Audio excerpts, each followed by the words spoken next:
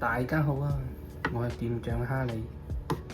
由細到大咧，我最中意玩嘅玩具就係 LEGO，其次咧就係 puzzle。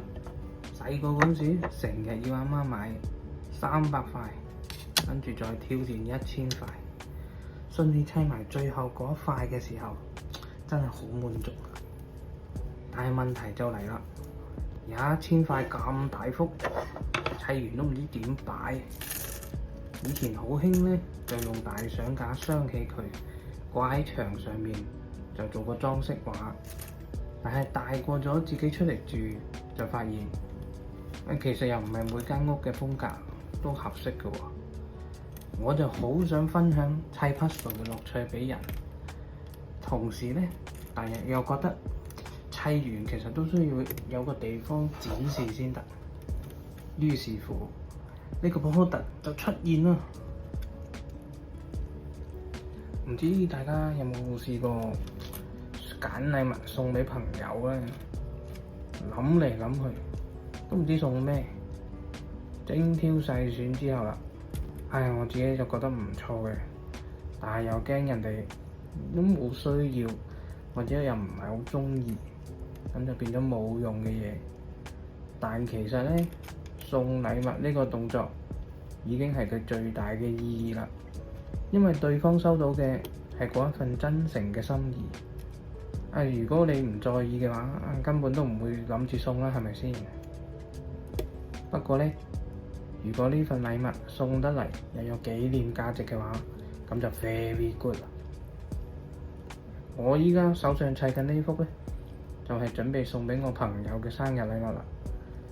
製作嘅時候呢，首先要用電腦整咗砌圖嘅 laser cut file， 因為 laser cut 之後會有好大條罅，所以需要微調每一塊砌圖嘅大細，試到佢哋拼出嚟係凸凸冚，咁樣再拎去 UV 打印嘅時候呢，就會非常靚仔，唔會有條好大嘅罅喺拼圖同拼圖中間。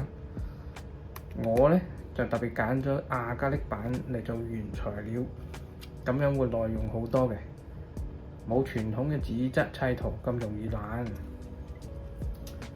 講開最近 AI 真係好盛行，ChatGPT 又好，Gemini 又好，只要你俾個指令，佢哋就俾晒啲資料你，甚至幫你改埋圖。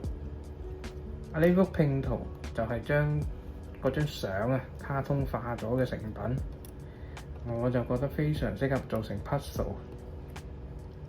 我就會將相關嘅指令放喺詳情嘅欄，大家有興趣嘅話可以去試下生成。講返呢個 product， 我特登揀咗呢個4寸嘅相框嚟製作嘅。一嚟，我覺得迷你拼圖真係好特別；二嚟我覺得呢個 size 又真係非常方便，我放屋企又得，我放寫字樓又得，又有紀念價值。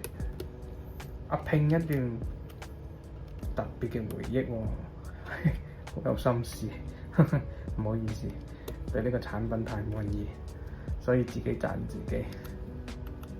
我之前揾咗好耐，買咗好多相框樣板翻嚟對比，係得呢個圓弧形嘅入榫相框入得到我嘅法眼。佢橫擺又得，直擺又 OK。胡桃木嘅材質睇落去又高級咗一截，屋企咩風格都夾到。喺玄關或者電視櫃一放 perfect。因為開網店只係我嘅副業，所以成日都唔可以好快咁更新。不過嚟緊我計劃1星期就 update 一段片，可能自己同自己講嘢吹下水或者介紹下我啲產品。請大家多多支持，俾個 like 同訂閱我啦。如果大家玩完嗰個相嘅卡通化，或者有啲相想將佢變成砌圖嘅禮物嘅話，我就留咗個網址喺下面嘅，歡迎落單訂購。下次見，拜拜。